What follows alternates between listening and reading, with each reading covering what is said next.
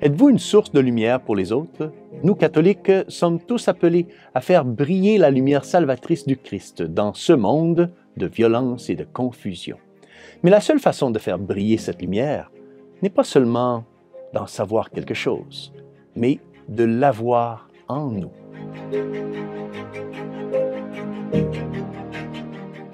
Au nom du Père et du Fils et du Saint-Esprit. Amen. Chers frères et sœurs, Salve Maria et bienvenue au commentaire de l'Évangile d'aujourd'hui. La lecture de l'Évangile d'aujourd'hui nous est présentée par Saint Jean, chapitre 5, versets 31 à 47. Et nous entendons ici le Seigneur parler de Saint Jean-Baptiste. Écoutez. Vous avez envoyé une délégation auprès de Jean le Baptiste, et il a rendu témoignage à la vérité.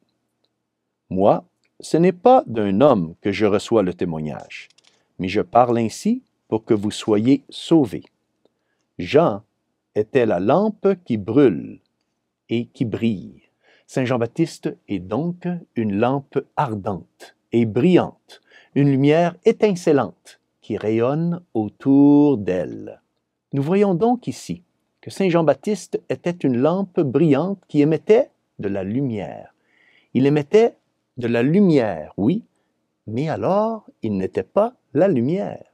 Il n'était pas la lumière parce que nous savons que seul Jésus, seul le Seigneur, est la vraie et l'unique lumière du monde. Nous pourrions en fait comparer Jésus et Jean au soleil et à la lune. Le soleil est la source de la lumière et la lune est le reflet, le miroir du soleil. La lune reflète la lumière du soleil, mais ne produit pas de la lumière. Le Seigneur est la source de la lumière de Dieu, la lumière de l'amour de Dieu et de la vérité de Dieu.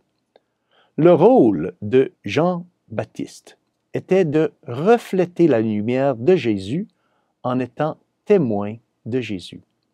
Le rôle de Jean est aussi notre rôle.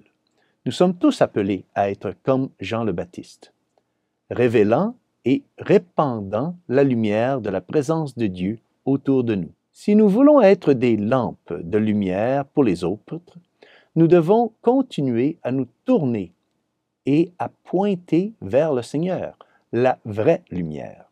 Cette action de se tourner vers le Seigneur est un engagement à vie. Je dis un engagement à vie car si nous n'y prenons pas garde, nous pouvons aussi finir par nous détourner de cette lumière, en nous détournant du Seigneur et en nous détournant de ses enseignements. Nous pouvons nous tourner donc vers le monde, vers les ténèbres, tout comme, par exemple, tout comme le peuple de Moïse, qui, eux, ont fini par se tourner vers le veau d'or. C'est l'histoire de l'humanité. Et c'est peut-être aussi notre histoire personnelle. C'est pourquoi nous devons continuer à nous tourner vers le Seigneur et ne jamais l'abandonner, toujours persévérer.